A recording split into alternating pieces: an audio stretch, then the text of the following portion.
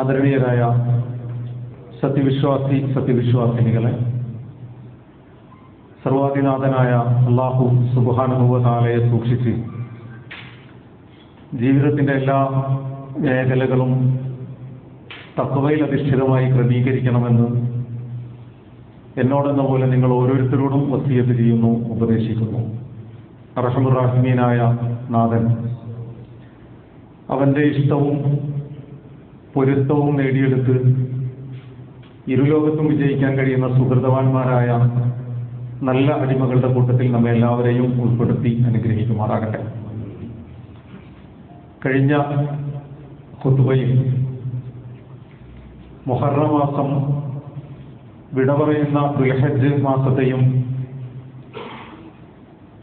പ്രവേശിക്കാനിരുന്ന മുഹറം മാസത്തെയും മുന്നിൽ വെച്ചുകൊണ്ട് ഇസ്ലാമിക ചരിത്രത്തിലെ ഏറ്റവും നിർണായകവും ഏറ്റവും മനോഹരവും വഴിത്തിരിവുമായി മാറിയ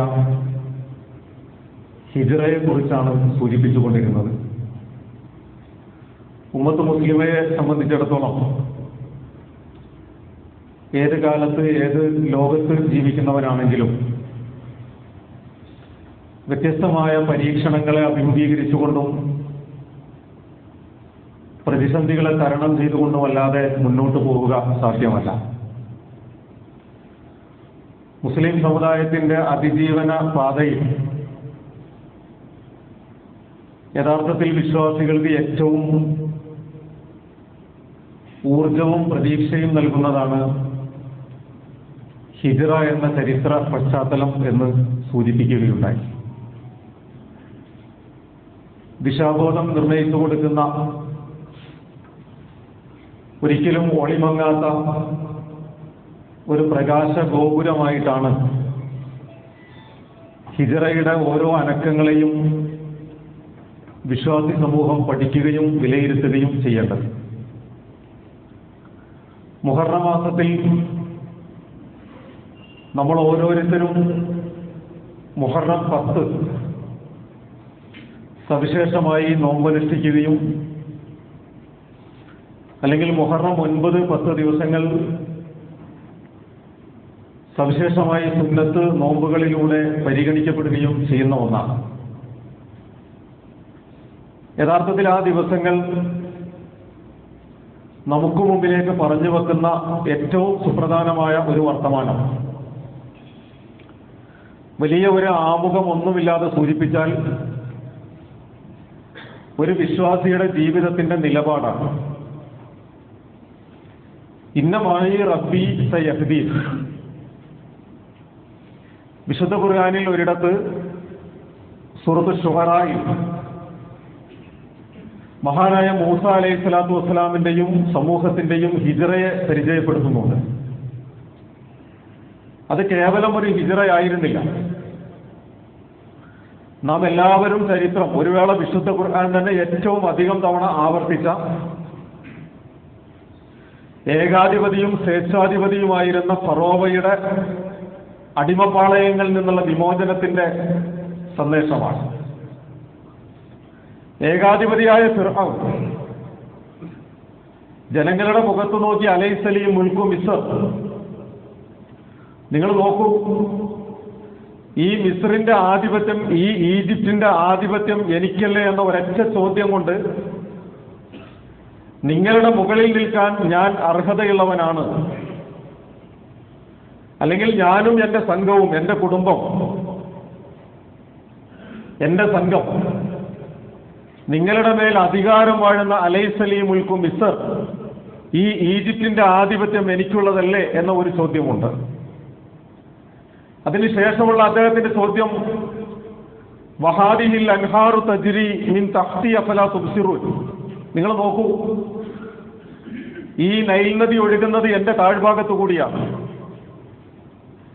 ഈജിപ്തിലെ നദികളുടെ ഓളങ്ങളൊക്കെയും എന്റെ താഴ്ഭാഗത്തു കൂടിയാണ്. അഥവാ അതിന്റെ എല്ലാത്തിന്റെയും അധികാരവും ആധിപത്യവും എനിക്കാണ്.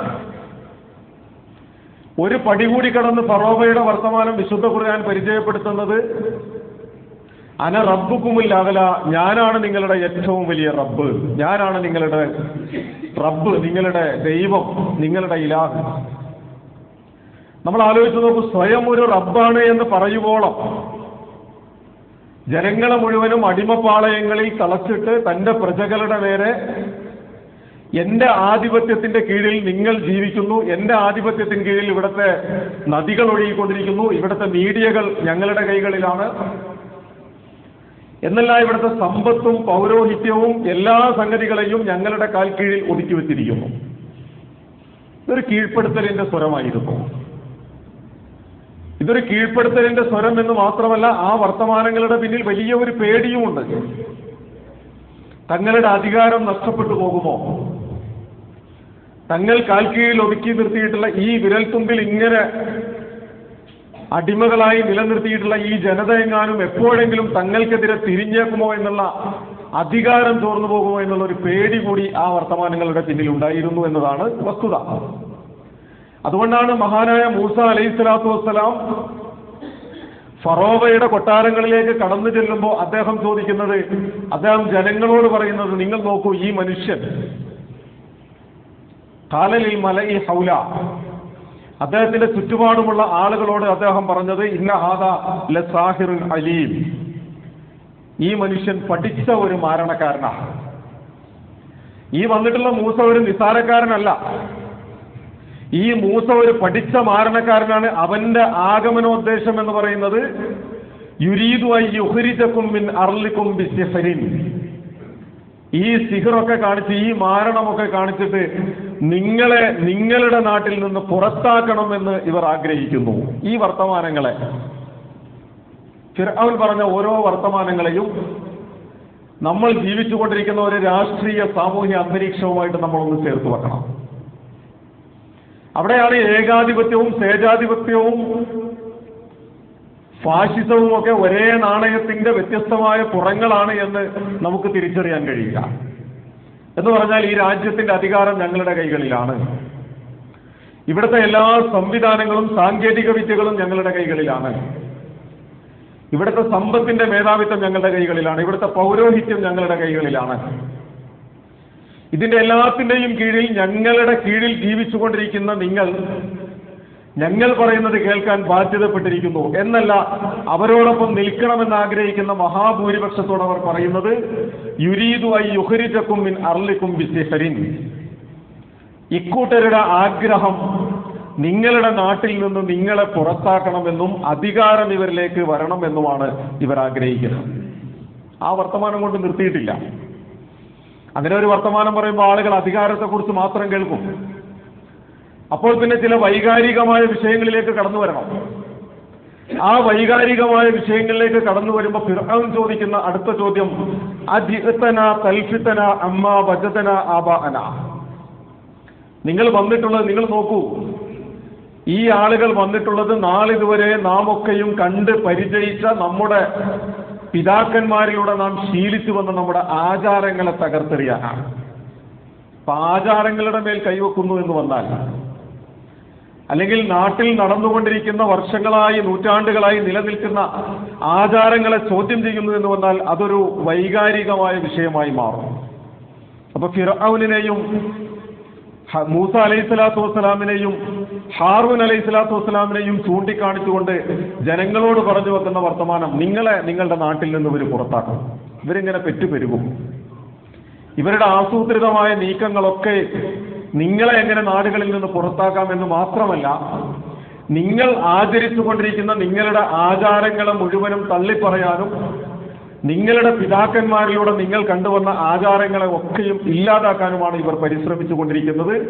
വതകൂന ലകുമുൽ കിബ്രിയാഉ ഫിൽ അർള്, അങ്ങനെ ആധിപത്യം നേടിയെടുക്കണമെന്ന് ഇവർ ആഗ്രഹിക്കുന്നു. അപ്പോൾ ആ പേടി നമ്മളൊന്ന് പരിശോധിച്ച് നോക്കുക. ഫിർഔനിനെ കുറിച്ച് അല്ലെങ്കിൽ മൂസ അലൈഹിസ്സലാത്തു വസ്സലാമിനെ കുറിച്ച് വിശുദ്ധ ഖുർആൻ ഇങ്ങനെ വരച്ചു വെക്കുന്നുണ്ട്.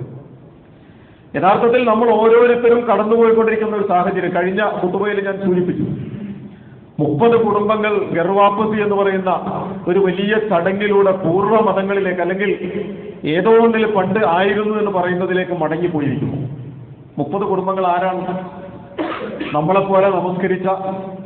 നമ്മെപ്പോലെ വിശുദ്ധ ഖുർആൻ പാരായണം ചെയ്യാൻ അറിയുന്ന, നമ്മെപ്പോലെ ഇസ്ലാമിന്റെ മേൽവിലാസത്തിൽ ജീവിതത്തിന്റെ നല്ലൊരു ആയുഷ് കാലഘട്ടം ചിലവഴിച്ച ആളുകളാണ്. പക്ഷെ അവർ ഒരു നിർബന്ധിത ഘട്ടത്തിൽ ഇസ്ലാമിനെ പിന്നിലുപേക്ഷിച്ച് മടങ്ങിപ്പോകുമ്പോൾ ആ സമൂഹത്തെ സംബന്ധിച്ചിടത്തോളം വിശുദ്ധ ഖുർആന്റെ ഒരു ചോദ്യമുണ്ട്. വിശുദ്ധ ഖുർആന്റെ ചോദ്യം ഇന്നല്ലദീന തവഫാഹുമുൽ മലായികത്തു ളാലിമി അൻഫുസിഹിം. ഇങ്ങനെ ദീനൊക്കെ ഉപേക്ഷിച്ച് മുന്നോട്ട് പോകാൻ സ്വന്തത്തോടെ അതിക്രമം പ്രവർത്തിച്ച ഈ ആളുകളുടെ റൂഹിനെ പിടിക്കാൻ അള്ളാഹുവിന്റെ മലക്കുകൾ കടന്നു വരുമ്പോൾ ഇന്നല്ലദീന തവഫാഹുമുൽ മലായിക, അള്ളാഹുവിന്റെ മലക്കുകൾ അവരെ പിടികൂടാൻ വേണ്ടിയിട്ട് വരുമ്പോൾ അവർ ചോദിക്കും ഫീമ കുൻതും, നിങ്ങൾ ഏതവസ്ഥയിലായിരുന്നു? നിങ്ങൾ ഗർഭാപ്പസിയൊക്കെ ആയിട്ട് പോയല്ലോ, അല്ലെങ്കിൽ നിങ്ങൾ നിങ്ങളുടെ വിശ്വാസത്തെയും ആദർശത്തെയും ഒക്കെ ബലികഴിച്ചിട്ട് ചില ഭൗതികമായ താല്പര്യങ്ങളിൽ അടയിരിക്കാൻ വേണ്ടിയിട്ട് നിങ്ങൾ ഭയപ്പാടോട് കൂടിയിട്ടാണെങ്കിലും നിങ്ങൾ മാറിയല്ലോ, എന്തായിരുന്നു നിങ്ങളുടെ അവസ്ഥാവിശേഷം? അപ്പൊ ഈ ആളുകളൊരു റിപ്പോർട്ട് കൊടുക്കും. അവർ കൊടുക്കുന്ന റിപ്പോർട്ട് ഖാലൂ കുന്നാ മുസ്തദഅഫീന ഫിൽ അർദ്. അവർ പറയുന്ന ഒറ്റ വാക്ക്, ഞങ്ങൾ ഭൂമിയിൽ അടിച്ചമർത്തപ്പെട്ടവരായിരുന്നു, ഞങ്ങൾ വിശ്വാസികളായിരുന്നു, അതുകൊണ്ട് ഞങ്ങളുടെ വീടുകളുടെ നേരെ ബുൾഡോസറുകൾ വന്നിട്ടുണ്ട്, ഞങ്ങൾ വിശ്വാസികളായിരുന്നു, അതുകൊണ്ട് ഞങ്ങൾ ബീഫ് കഴിച്ചവരാണ് എന്ന് പറഞ്ഞ് ഞങ്ങളിൽപ്പെട്ടവരെ തല്ലിക്കൊന്നിട്ടുണ്ട്, ഞങ്ങൾ വിശ്വാസികളായിരുന്നു, അതുകൊണ്ട് ഞങ്ങളുടെ നേരെ കയ്യേറ്റം ഉണ്ടായിട്ടുണ്ട്, ഞങ്ങളെ ആൾക്കൂട്ടം ആക്രമിച്ചിട്ടുണ്ട്, ഞങ്ങൾക്ക് ഞങ്ങളുടെ അസ്തിത്വവുമായിട്ട് നിലനിൽക്കാൻ കഴിയാത്ത അവസ്ഥാവിശേഷം ഉണ്ടായിരുന്നു. കുന്നാ മുസ്തദഅഫീന ഫിൽ അർദ്. വിശുദ്ധ ഖുർആൻ എത്ര ഭംഗിയായിട്ടാണ് ആ സംഭവത്തെ വിശദീകരിക്കുന്നത്. എന്നിട്ട് ഇങ്ങനെ ഇവർ മറുപടി പറയുമ്പോൾ അള്ളാഹുവിന്റെ മലക്കുകൾ അവരോട് ചോദിക്കുന്ന ഒരു ചോദ്യം, ഖാലു അലം തകുൻ അർളുല്ലാഹി വാസിഅതൻ ഫതുഹാജിറു ഫീഹാ. നിങ്ങൾക്കറിയാമായിരുന്നില്ലേ അള്ളാഹുടെ ഭൂമി വിശാലമാണെന്ന്? നിങ്ങൾ ഈ താമസിക്കുന്ന ഒരു വട്ടത്തിലുള്ള ഒരു ചെറിയ മണ്ണ് മാത്രമല്ലല്ലോ അള്ളാഹുവിന്റെ ഭൂമി. നിങ്ങളും നിങ്ങളുടെ കുടുംബാദികളും നിങ്ങളുടെ സുഹൃത്തുക്കളും ജീവിച്ചിരുന്ന ഈ ഒരു ഭൂപ്രദേശം മാത്രമായിരുന്നില്ലല്ലോ അള്ളാഹുവിന്റെ ഭൂമി. അള്ളാഹുവിന്റെ ഭൂമി വിശാലമാണ് എന്ന് നിങ്ങൾക്കറിയുമായിരുന്നില്ലേ? ഫതുഹാജിറു ഫീഹാ. നിങ്ങൾക്ക് ഹിജ്റ ചെയ്യാമായിരുന്നല്ലോ, നിങ്ങൾക്ക് ഹിജ്റ ചെയ്യാമായിരുന്നല്ലോ. മുഹറത്തിന്റെ സവിശേഷത അതാണ്. മുഹറം 10ന്റെ സവിശേഷത അതാണ്. ഫതുഹാജിറു ഫീഹാ, നിങ്ങൾക്ക് ഹിജ്റ ചെയ്യാമായിരുന്നു, പക്ഷെ നിങ്ങളത് ചെയ്തില്ല. നിങ്ങൾക്ക് വേറെ എത്രയോ സാധ്യതകൾ അതിനെക്കുറിച്ച് നിങ്ങൾക്ക് അന്വേഷിക്കാമായിരുന്നു. നിങ്ങൾക്കിനി ഒന്നും കഴിയുമായിരുന്നില്ലെങ്കിൽ അൽ മൗതു ഫീ സബീലില്ലാഹി അഹ്ല അമാനിന എന്ന് പറയുന്ന പോലെ ഏറ്റവും മാധുര്യമേറിയ അള്ളാഹുവിന്റെ മാർഗത്തിലുള്ള ഷഹാദത്ത് കൊണ്ട് നിങ്ങൾക്ക് തൃപ്തിയടയാമായിരുന്നല്ലോ, നിങ്ങൾ പരിശ്രമിച്ചില്ല. ഫൗലായിക മഅവാഹും ജഹന്നം വസാഅത് മസീറ. അവര് നരകത്തിന്റെ ആളുകളായി മാറിക്കഴിഞ്ഞിട്ടുണ്ട് എന്ന് പറഞ്ഞാൽ ജീവിക്കാൻ, ഒരു നാട്ടിൽ ജീവിക്കാൻ കഴിയാത്ത ഒരു സാഹചര്യം സൃഷ്ടിക്കപ്പെടുമ്പോൾ ആദർശത്തെ പിന്നിലുപേക്ഷിച്ചിട്ട് മറ്റൊരു ദിശയിലേക്ക് കടന്നു പോകുന്നവനല്ല വിശ്വാസി. വിശ്വാസിയെ സംബന്ധിച്ചിടത്തോളം അവന്റെ ആദർശവുമായിട്ട് മുന്നോട്ട് പോകുന്നവൻ, ആ ആദർശവുമായി മുന്നോട്ട് പോകുന്ന പാതയിൽ നേരത്തെ സൂചിപ്പിച്ചതുപോലെ ഫറോവയുടെ അടിമപ്പാളയങ്ങളിൽ നിന്ന് മൂസ അലൈഹി സ്വലാത്തു വസ്സലാം സമൂഹത്തെയും കൊണ്ട് രക്ഷപ്പെടുന്നു. ഒരു ഭാഗത്തു നിന്ന് ചെങ്കടലിന്റെ തിരമാലകൾ തങ്ങൾക്ക് നേരെ ആർത്തലച്ച് വന്നുകൊണ്ടിരിക്കുന്നു, മറുഭാഗത്ത് ഫറോവയും സംഘവും സർവായുധ വിഭൂഷിതരായി തങ്ങളുടെ നേരെ വന്നുകൊണ്ടിരിക്കുന്നു. ചെകുത്താന്റെയും കടലിന്റെയും മധ്യേ എന്ന് അക്ഷരാർത്ഥത്തിൽ പ്രവചിക്കാവുന്ന, പറയാവുന്ന വിധത്തിലുള്ള ഒരു വല്ലാത്ത കുടുക്കിൽ അവർ അകപ്പെട്ടപ്പോൾ അവർ തന്നെയും ചോദിച്ച ഒരു ചോദ്യം, ഫലമ്മ തറാഅൽ ജംആനി ഖാല അസ്ഹാബു മൂസ ഇന്നാ ലമുദ്റകൂൻ. രണ്ട് സംഘങ്ങളുടെ മധ്യത്തിൽ അകപ്പെട്ടു പോയപ്പോ ഈ സംഘം മൂസ അലൈഹി സ്വലാത്തു വസ്സലാമിനോട് ചോദിച്ചു, മൂസ, ഞങ്ങൾ ഇന്നാല മുദ്റക്കൂൻ, നീ ഞങ്ങളെ പറ്റിച്ചു കളഞ്ഞല്ലോ, നീ ഞങ്ങളെ പെടുത്തി കളഞ്ഞല്ലോ, ഇതിനേക്കാൾ ഭേദം ഞങ്ങൾക്ക് ഫറോവയുടെ അടിമപ്പാളയമായിരുന്നില്ലേ? ഇപ്പോ ഒന്നുകിൽ ഫിർഔൻ ഞങ്ങളെ കൊന്നുകളയും, അല്ലെങ്കിൽ ഞങ്ങൾ ചെങ്കടലിൽ മുങ്ങി മരിക്കും.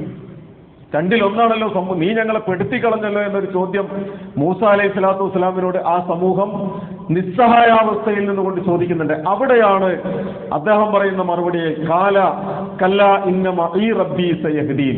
അങ്ങനെയല്ല, നിങ്ങൾ പെട്ടിട്ടില്ല, നിങ്ങളുടെ മുന്നിലെ വഴിയും അടഞ്ഞിട്ടില്ല, നിങ്ങളുടെ പിന്നിലെ വഴിയും അടഞ്ഞിട്ടില്ല. അള്ളാഹുവിന്റെ മറ്റൊരു വാതിൽ നിങ്ങളുടെ മുമ്പിൽ തുറക്കപ്പെടുക തന്നെ ചെയ്യും. കല്ല, അങ്ങനെയല്ല.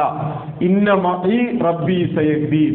എന്റെ കൂടെ എന്റെ റബ്ബുണ്ട്, എന്റെ കൂടെ എന്റെ റബ്ബുണ്ട്, അവൻ വഴി കാണിക്കുക തന്നെ ചെയ്യും. ഇതുവരെ ഞാൻ ഓടിയത് ഞാൻ തനിച്ചായിരുന്നില്ല, ഇതുവരെ നിങ്ങളെയും വഹിച്ചുകൊണ്ട് ഞാൻ ഈ മുന്നോട്ടുള്ള എന്റെ സഞ്ചാരം എന്റെ സ്വയം തീരുമാനത്തിലെടുത്ത ഒന്നായിരുന്നില്ല. നേരെ മറിച്ച് ഈ ഓട്ടം അത്രയും അള്ളാഹുവിന്റെ തീരുമാനത്തിന്റെ ഭാഗമാണ്. അതുകൊണ്ട് എന്റെ റബ്ബ് എന്നോടൊപ്പമുണ്ട്, ആ റബ്ബ് എനിക്ക് വഴി കാണിക്കുക തന്നെ ചെയ്യും. യഥാർത്ഥത്തിൽ പ്രിയമുള്ളവരെ, നമ്മളൊന്ന് ആലോചിച്ചു നോക്കൂ. ഈ ഒരു കാലഘട്ടത്തെ മുന്നിൽ വെച്ചുകൊണ്ട് മുഹറം നമ്മളോട് പറയുന്നത് എന്താ? ഒറ്റ വാക്കിൽ പറഞ്ഞാൽ ഇന്ന മഈ റബ്ബി സയഹ്ദീനത. എന്റെ കൂടെ എന്റെ റബ്ബുണ്ട്. ഇത് മുഹറം 10-നാണ് ഈ പറയുന്നത്. മുഹറം 10-നാണ്. റസൂൽ തിരുമേനി സല്ലല്ലാഹു അലൈഹി വസല്ലം പറയുന്നുണ്ടല്ലോ, ആ മൂസ അലൈഹി സ്വലാത്തു വസ്സലാമിനെയും സംഘത്തെയും അല്ലാഹു സുബ്ഹാനഹു വ തആല ചെങ്കടൽ കടത്തി രക്ഷപ്പെടുത്തിയതും മറുഭാഗത്ത് ഫിർഔനെയും സംഘത്തെയും ആ ചെങ്കടലിൽ മുക്കിക്കൊല്ലുകയും ചെയ്യുന്നത് മുഹറം 10-നാണ്. ആ മുഹറം 10-ന് മൂസ അലൈഹി സ്വലാത്തു വസ്സലാം പറയുന്ന ഏറ്റവും ദൃഢമായ ഒരു വർത്തമാനം, ഈമാനിന്റെ ഏറ്റവും മൂർത്തമായ ഒരു പ്രഖ്യാപനമാണ്, എന്റെ കൂടെ എന്റെ റബ്ബുണ്ട്, ഇന്ന ഈ റബ്ബി സയഹ്ദീൻ. എന്റെ കൂടെ എന്റെ റബ്ബുണ്ട്, ആ റബ്ബ് എനിക്ക് വഴി കാണിക്കുക തന്നെ ചെയ്യും. ഇതൊരു രക്ഷപ്പെടലിന്റെ മാർഗമാണ്.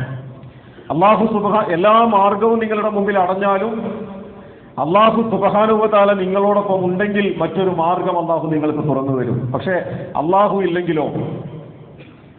കൂടെ അല്ലാഹു ഇന്ന മഈ റബ്ബി, എന്റെ കൂടെ എന്റെ റബ്ബ് ഉണ്ട് എന്ന് പറയുന്നവനും എന്റെ കൂടെ എന്റെ റബ്ബ് ഉണ്ടോ എന്ന് സംശയിക്കുന്നവനും രണ്ടും രണ്ടല്ലേ പ്രിയമുള്ളവരെ? എന്റെ കൂടെ എന്റെ അല്ലാഹ് ഉണ്ടോ? ഞാൻ ജീവിതത്തിൽ ഇന്നാലിന്റെ പ്രയാസങ്ങൾ അഭിമുഖീകരിച്ചു കൊണ്ടിരിക്കുന്നു, ഞാൻ ജീവിതത്തിൽ ഇന്നാലിന്റെ പരീക്ഷണങ്ങൾ അഭിമുഖീകരിച്ചു കൊണ്ടിരിക്കുന്നു, ഞാൻ ജീവിതത്തിൽ വല്ലാത്ത ഒരു പ്രതിസന്ധിയിൽ അകപ്പെട്ട് ഏത് ദിശയിൽ എങ്ങോട്ട് സഞ്ചരിക്കണമെന്നറിയാതെ ഞാൻ കുടുങ്ങിക്കിടക്കുന്നു. പക്ഷേ എന്റെ കൂടെ എന്റെ റബ്ബുണ്ട്. അത്രയും വലിയൊരു ആശ്വാസം എന്താണ്? ആ ആശ്വാസത്തിന്റെയും ശുഭപ്രതീക്ഷയുടെയും അള്ളാഹുവിൽ ബരമേൽപ്പിക്കലിന്റെയും ഒരു വർത്തമാനത്തിൽ നിന്നുകൊണ്ടാണ് ഈ മുഹറം 10 യഥാർത്ഥത്തിൽ ഇസ്ലാമിക ചരിത്രത്തിൽ പ്രസക്തമായി മാറുന്നത്. നിങ്ങൾ ഏത് നാട്ടിലായിക്കൊള്ളട്ടെ, ശൈഖുൽ അംബിയ നൂഹ് അലൈഹി സ്വലാത്തു വസ്സലാമിനെ കുറിച്ച് അള്ളാഹുവിന്റെ റസൂൽ തിരുമേനി സല്ലല്ലാഹു അലൈഹി വസല്ലം ചില അഭിപ്രായ വ്യത്യാസങ്ങൾ ഉണ്ടെങ്കിൽ പോലും ഒരു ഹദീസിലൂടെ പറയുന്നുണ്ട്, ഇസ്തവത്ത് സഫീനത്തു അലൽ ജൂദി യൗമ ആശൂറ. ജൂദി പർവ്വതത്തിന്റെ മുകളിൽ, തുർക്കിയിലെ അരാരത്ത് പർവ്വത നിരകളുടെ മുകളിൽ, ജൂദി പർവ്വതത്തിന്റെ മുകളിൽ ശൈഖുൽ അംബിയ നൂഹ് അലൈഹി സ്വലാത്തു വസ്സലാമിന്റെ കപ്പൽ ഇസ്തവത്ത് സഫീനത്തു അലൽ ജൂദി, അഥവാ അല്ലാഹു സുബ്ഹാനഹു വ തആല മഹാപ്രളയത്തിൽ അകപ്പെട്ട് കരകാണാതെ അലഞ്ഞുകൊണ്ടിരിക്കുന്ന ആ സമൂഹത്തെ 80 ആളുകളെ, അവരായിരുന്നല്ലോ കപ്പലിലുണ്ടായിരുന്ന ആളുകൾ, ആ സംഘത്തെ അല്ലാഹു സുബ്ഹാനഹു വ തആല രക്ഷപ്പെടുത്തുന്നത്, കപ്പൽ നങ്കൂരമിടുന്നത് യൗമ ആശൂറ മുഹറം 10-നായിരുന്നു. അപ്പൊ രക്ഷപ്പെടുത്തലുകളുടെ ഒരുപാട് ചരിത്രം നമുക്ക് മുമ്പിലുണ്ട്, വിപ്ലവങ്ങളുടെ ഒരുപാട് ചരിത്രങ്ങൾ നമ്മുടെ മുമ്പിലുണ്ട്. ഒരുപാട് വർത്തമാനങ്ങളെ ഈ പറഞ്ഞ മുഹറം 10-മായി ബന്ധപ്പെടുത്തിയിട്ട് മൂസ അലൈഹി സ്വലാത്തു വസ്സലാമിന്റെ ചരിത്രവുമായി ബന്ധപ്പെടുത്തിക്കൊണ്ട് തന്നെ ചേർത്ത് വെക്കാൻ കഴിയും. ഇനിയും നമ്മൾ ആലോചിച്ച് നോക്കൂ, ഇതിനൊക്കെ അപ്പുറം കർബലയെ കുറിച്ച് പറയും. കർബല ഇസ്ലാമിക ചരിത്രത്തിലെ വളരെ നിർണായകമായ ഒരു ചരിത്ര മുഹൂർത്തമാണ്. കർബല മുഹറം 10-നാണ്. എന്തായിരുന്നു കർബല എന്ന് ചോദിച്ചാൽ വളരെ ലളിതമായി ഒറ്റ ചെറിയ വാചകങ്ങളിൽ പറഞ്ഞു വെച്ചാൽ, അള്ളാഹുവിന്റെ റസൂൽ തിരുമേനി സല്ലല്ലാഹു അലൈഹി വസല്ലം ഇസ്ലാമിക സമൂഹത്തിന്റെ നേതൃത്വം നൽകിയിരുന്ന, ഇസ്ലാമിക സമൂഹത്തെ ഒരു അൽ ജമാഅത്ത് എന്ന ഘട്ടത്തിൽ ഒരൊറ്റ നേതൃത്വത്തിന്റെ കീഴിൽ ഇങ്ങനെ കൊണ്ടുവന്നതിന് ശേഷം അള്ളാഹുവിന്റെ റസൂൽ സല്ലല്ലാഹു അലൈഹി വസല്ലമയുടെ വഫാത്തിന് ശേഷം വരുന്ന 4 ഖലീഫമാരുണ്ട്, ഖുലഫാഉർ റാഷിദീൻ, സിദ്ദീഖുൽ അക്ബർ അബൂബക്കർ സിദ്ദീഖ് റളിയല്ലാഹു അൻഹു, ഫാറൂഖ് ഉമർ ഇബ്നുൽ ഖത്താബ് റളിയല്ലാഹു അൻഹു, ഉസ്മാൻ ഇബ്നു അഫ്ഫാൻ റളിയല്ലാഹു അൻഹു, അലി ഇബ്നു അബി ത്വാലിബ് റളിയല്ലാഹു അൻഹു. നമുക്കറിയാം ആ 4 സഹാബാക്കളെയും വേറെ തന്നെ നമ്മൾ പഠിക്കണം. ഈ കാലഘട്ടത്തിൽ അബൂബക്കർമാരുണ്ടാകണം, ഉമർ ഉണ്ടാകണം, ഉസ്മാൻ ഉണ്ടാകണം, അലി ഉണ്ടാകണം. അതൊക്കെ വേറെ പഠിക്കേണ്ട ചില വിഷയങ്ങളാണ്. ഞാൻ ഇൻഷാ അല്ലാഹ് വേറെ ചില സാഹചര്യങ്ങളിൽ ആ ചരിത്രങ്ങളെ ചേർത്ത് വെച്ചിട്ട് നമ്മളെ കുറിച്ച് പറയും. ഈ 4 ഖലീഫമാരുടെ കാലഘട്ടത്തിന് ശേഷം മുആവിയ റളിയല്ലാഹു അൻഹു അധികാരത്തിലേക്ക് വരുന്ന ഒരു ചരിത്രത്തിന്റെ സന്നിഗ്ധമായ ഒരു ഘട്ടമുണ്ട്. അഥവാ ഖിലാഫത്ത് എന്ന് പറയുന്ന അള്ളാഹുവിന്റെ പ്രാതിനിധ്യ വ്യവസ്ഥ, മുലൂക്കിയത്ത് എന്ന് പറയുന്ന രാജാധിപത്യത്തിന് വിധേയപ്പെട്ടു കൊടുക്കുന്ന ഒരു അവസ്ഥ. ആ രാജാധിപത്യത്തിന് വഴിമാറിയതിനു ശേഷം മുആവിയ റളിയല്ലാഹു അൻഹു മരണപ്പെടുന്നതിന്റെ ഏതാണ്ട് 5 വർഷം മുൻപ് തന്നെ അദ്ദേഹം ഒരു വസിയത്ത്, ഒരു പ്രഖ്യാപനം നടത്തുന്നുണ്ട്, ഞാൻ മരണപ്പെട്ടു കഴിഞ്ഞാൽ എന്റെ മകൻ യസീദായിരിക്കണം ഭരണാധികാരിയായിട്ട് വരേണ്ടത് എന്ന് 5 വർഷം മുൻപേ പ്രഖ്യാപിച്ചു. അന്ന് മുതൽ ഇസ്ലാമിക സമൂഹത്തിൽ ചില അസ്വസ്ഥതകൾ ഉടലെടുത്തു. ഒരു വാപ്പ മരിച്ചാൽ മകനിലേക്ക് അധികാരം പിന്മുറയായിട്ട് വച്ചുകൊടുക്കുന്ന ചരിത്രം ഇസ്ലാമിലില്ലല്ലോ. അങ്ങനെ ആയിരുന്നെങ്കിൽ ഖലീഫമാരെ തെരഞ്ഞെടുക്കാൻ ഒന്ന് ആലോചിച്ചു നോക്കൂ. അള്ളാഹുവിന്റെ റസൂൽ സല്ലല്ലാഹു അലൈഹി വസല്ലം മരണപ്പെട്ടതിന് ശേഷം 3 ദിവസം, തിങ്കളാഴ്ച മരണപ്പെട്ട് ബുധനാഴ്ച ഇശാക്ക് ശേഷമാണ് ഖബറടക്കുന്നത്. ആരുടെ ജനാസ? നിങ്ങളിൽ ആരെങ്കിലും മരണപ്പെട്ടാൽ അയാളുടെ കർമ്മങ്ങളിലേക്ക് എത്തിച്ചേർന്നിരിക്കുന്നു. എത്രയും വേഗം ഖബറടക്കണം എന്ന് പഠിപ്പിച്ച അള്ളാഹുവിന്റെ റസൂൽ സല്ലല്ലാഹു അലൈഹി വസല്ലമയുടെ ജനാസ ഖബറടക്കുന്നത് 3 ദിവസം കാത്തുവച്ചിട്ടാണ്. ആ 3 ദിവസത്തെ ചർച്ച എന്തായിരുന്നു? ആ 3 ദിവസത്തെ ചർച്ച ഈ ജനാസയ്ക്ക് വേണ്ടിയുള്ള പ്രാർത്ഥനകളല്ല. ആ 3 ദിവസം ദീർഘമായി രാവും പകലും നീണ്ടുനിന്ന ചർച്ച ഇസ്ലാമിക സമൂഹത്തിന് ഒരു നേതൃത്വമില്ലാതെ മുന്നോട്ട് പോകാൻ പാടില്ല. ആരായിരിക്കണം നേതാവ്? ഐക്യകണ്ഠേന തെരഞ്ഞെടുക്കപ്പെടുന്ന ഒരു നേതാവ് വേണം. ഒരുപാട് ചർച്ച ചെയ്തു. അള്ളാഹുവിന്റെ റസൂലിന് ശേഷം ആര് ഇസ്ലാമിക സമൂഹത്തിന്റെ നേതൃത്വം ഏറ്റെടുക്കണം? നമ്മൾ വളരെ ലളിതമായിട്ടൊരു പക്ഷേ നമുക്ക് തോന്നും, എന്നാ പിന്നെ അബൂബക്കറിനെ തെരഞ്ഞെടുക്കാമല്ലോ, എത്ര സിമ്പിളാണ് കാര്യങ്ങൾ. ശരിയാണ്, അബൂബക്കർ സിദ്ദീഖ് റളിയല്ലാഹു അൻഹുവിനെ അവർ തെരഞ്ഞെടുത്തു. പക്ഷെ ആ തീരുമാനത്തിലേക്ക് വരാൻ 3 ദിവസം നീണ്ടു നിന്ന അള്ളാഹുവിന്റെ റസൂൽ സല്ലല്ലാഹു അലൈഹി വസല്ലം സ്വർഗം കൊണ്ട് വാഗ്ദാനം ചെയ്യപ്പെട്ട സഹാബാക്കൾ ഉൾപ്പെടെയുള്ള സംഘം 3 ദിവസക്കാലം ചർച്ച ചെയ്തു എന്നുള്ളതാണ്. ആ 3 ദിവസത്തെ ചർച്ചയ്ക്ക് ശേഷം അബൂബക്കർ സിദ്ദീഖ് റളിയല്ലാഹു അൻഹുവിനെ ഖലീഫയായി പ്രഖ്യാപിക്കണം. അതൊരു തെരഞ്ഞെടുപ്പാണ്. ഞാൻ പറയുന്നത് ഇങ്ങനെയുള്ള തെരഞ്ഞെടുപ്പുകളാണ് ഇസ്ലാമിക സമൂഹത്തിന് പരിചയം. പക്ഷേ മുആവിയ റളിയല്ലാഹു അൻഹു തനിക്ക് ശേഷം യസീദിനെ ഭരണാധികാരിയാക്കണം എന്നുള്ള നേരത്തെ വസിയത്ത്, അത് ഒരു മുലൂക്കിയത്തിന്റെ രാജാധിപത്യത്തിന്റെ അടയാളമാണ്. പ്രമുഖരായ അബ്ദുല്ലാഹി ഇബ്നു സുബൈർ റളിയല്ലാഹു അൻഹുവിനെ പോലെയുള്ള ധാരാളം സഹാബാക്കൾ അതിന് ശക്തമായി വിയോജിപ്പ് രേഖപ്പെടുത്തി. ആ വിയോജിപ്പുകളുടെ ഒക്കെ ഒടുവിൽ മുആവിയ റളിയല്ലാഹു അൻഹു മരണപ്പെട്ട് അദ്ദേഹത്തിന്റെ മകൻ യസീദ് അധികാരത്തിലേക്ക് വരുന്ന ഒരു ഘട്ടത്തിൽ കൂഫയിലെ ജനങ്ങൾ വിശേഷിച്ച് ഇമാം ഹുസൈൻ റളിയല്ലാഹു അൻഹുവിനെ തങ്ങളുടെ ഖലീഫയാക്കണമെന്ന ആഗ്രഹം പ്രകടിപ്പിച്ചു. അതിന് ശേഷമുള്ള ചില സംഭവവികാസങ്ങൾ, ഏതാണ്ട് 72 പേരടങ്ങുന്ന ഒരു സംഘം ഹുസൈൻ റളിയല്ലാഹു അൻഹുവിന്റെ നേതൃത്വത്തിൽ യസീദിനെ കാണാൻ വേണ്ടി പോകുന്നത്. എന്തിനാണ് പോകുന്നത് എന്ന് ചോദിച്ചാൽ, യസീദ് ഇസ്ലാമിന്റെ പ്രമാണങ്ങളിൽ കൈവച്ചു എന്ന ഒരു അടിത്തറയുണ്ട് അവിടെ. അതാണ് അതിന്റെ മുഖ്യം.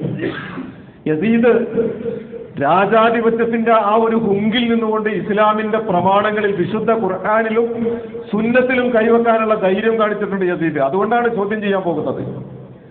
ആ ചോദ്യം ചെയ്യാൻ പോകുന്നിടത്ത് ഹുസൈൻ റളിയല്ലാഹു അൻഹുവിനെയും സംഘത്തെയും യസീദിന്റെ പട്ടാളക്കാര് പാതി വഴിയിൽ തടയുകയാണ്. കർബലയിൽ, ഹിജാസ് മരുഭൂമിയിലെ കർബലയിൽ അദ്ദേഹത്തെയും സംഘത്തെയും തടഞ്ഞു.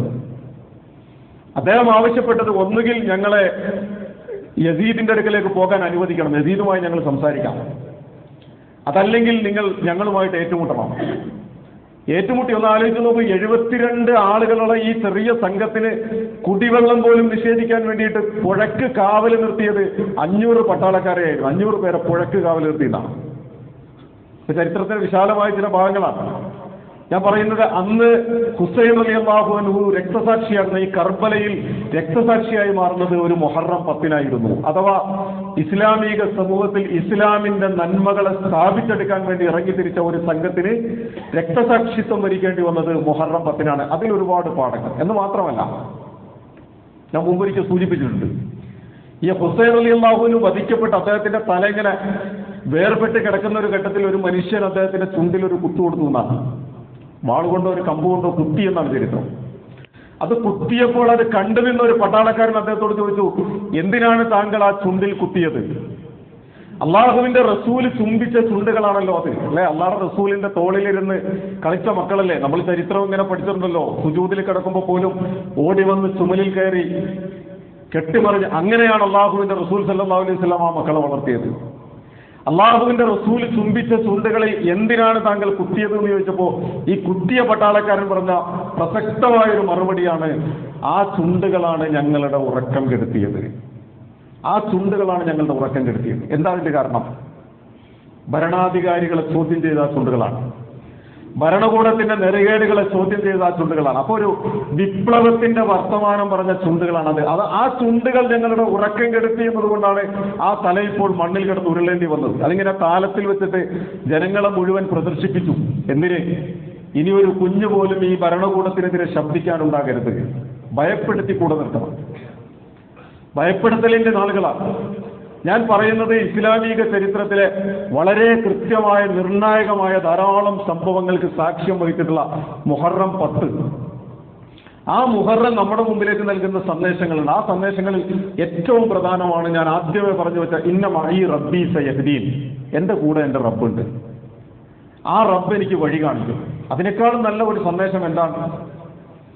എൻ്റെ കൂടെ എൻ്റെ റബ്ബുണ്ട്, ആ റബ്ബ് എനിക്ക് വഴി കാണിക്കും. ആ റബ്ബ് തരുന്ന തുറവികളാണ് എൻ്റെ ജീവിതത്തിന്റെ പ്രതിസന്ധികളുടെ ഘട്ടത്തിൽ എനിക്ക് പ്രതീക്ഷകളായിട്ട് കൂടെ ഉണ്ടാവുക എന്ന ഒരൊറ്റ വർത്തമാനം ഈ മുഹറം 10ന്റെ ഏറ്റവും വലിയ സന്ദേശമാണ്. രണ്ടാമത്തേത് കർബലയിലേക്ക് ചേർത്ത് വെച്ചാൽ, അതുപോലെ തന്നെ മൂസ അലൈഹി സ്വലാത്തു വസ്സലാമയിലേക്ക് ചേർത്ത് വെച്ചാൽ വിമോചനത്തിന്റെ പാതയൊരുക്കി കൊടുക്കാൻ, വിമോചനത്തിന് വേണ്ടി ശബ്ദിക്കാൻ, അതിനുവേണ്ടി നിലകൊള്ളാൻ, അതിനു വേണ്ടിയിട്ട് തന്റെ സമൂഹത്തെ പാകപ്പെടുത്തിയെടുക്കാനുള്ള പരിശ്രമങ്ങളും മുഹറം നമ്മുടെ മുമ്പിലേക്ക് ഉയർത്തിപ്പിടിക്കുന്നുണ്ട്. കേവലം കേട്ട് ആവേശഭരിതരാകാനുള്ളതല്ല, ആ ആവേശങ്ങളിൽ നിന്ന് നമ്മളിലേക്ക് എന്തൊക്കെയോ സംശീകരിക്കണം, നമ്മളിലേക്കൊന്ന് വരണം. നമ്മുടെ ഉള്ളിന്റെ ഉള്ളിലേക്ക് വന്നിട്ട് നമുക്ക് മാത്രം തുറക്കാൻ കഴിയുന്ന മാന്ത്രിക ചെപ്പാണ് നമ്മുടെ മനസ്സ്. മറ്റൊരാൾക്കും അതിന്റെ ഉള്ളിലേക്ക് കടന്നു വരാനുള്ള പ്രവേശനാനുമതി നമ്മൾ കൊടുത്തിട്ടില്ല. നമുക്ക് മാത്രം തുറക്കാൻ കഴിയുന്ന ഒരു മാന്ത്രിക താക്കോലാൽ ബന്ധനസ്ഥരാക്കി നാം വച്ചിട്ടുള്ള നമ്മുടെ മനസ്സൊന്ന് തുറന്നിട്ട് ചോദിക്കണം, ഇന്നമായി റബ്ബി, എൻ്റെ കൂടെ ഉണ്ടോ എൻ്റെ റബ്ബ്? എൻ്റെ കൂടെ എൻ്റെ റബ്ബില്ലെങ്കിൽ ഈ പ്രപഞ്ചം മുഴുവൻ എൻ്റെ കൂടെ നിന്നിട്ടും കാര്യമില്ല.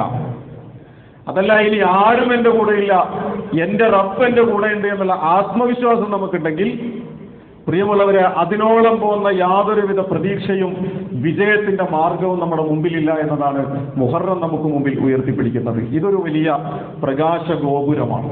ഹിജ്റ എന്ന് പറയുന്നത് നിങ്ങൾ ജീവിതത്തിന്റെ കൂരിരുട്ടുകളിൽ ഏത് ദിശകളിലേക്ക് തിരിയണം, നിങ്ങൾ ഏത് ദിശകളിലേക്ക് സഞ്ചരിക്കണം, നിങ്ങളുടെ കാഴ്ചപ്പാടും നിലപാടുകളും തീരുമാനങ്ങളും അഭിപ്രായങ്ങളും എന്തായിരിക്കണം എന്നിടത്തേക്ക് വെളിച്ചം പ്രസരിപ്പിക്കുന്ന ഒരു വലിയ പ്രകാശഗോപുരമാണ് ഹിജ്റ എന്നാണ് സൂചിപ്പിച്ചതിന്റെ ചുരുക്കം. അള്ളാഹുവിന്റെ റസൂൽ തിരുമേനി സല്ലല്ലാഹു അലൈഹി വസല്ലം മുഹറം മാസത്തിലെ നോമ്പിനെ കുറിച്ച് പറഞ്ഞു വെച്ച വർത്തമാനം, അഫ്ളലു സിയാമി ബഅദ ശഹ്രി റമളാൻ, റമളാനിന്റെ വ്രതാനുഷ്ഠാനത്തിന് ശേഷം ഏറ്റവും ശ്രേഷ്ഠമായ നോമ്പ് എന്ന് പറയുന്നത് സിയാമു ഷഹ്റുല്ലാഹിൽ മുഹറം, അള്ളാഹുവിന്റെ മാസമായ പവിത്രമായ മുഹറം മാസത്തിലുള്ള നോമ്പാണ്.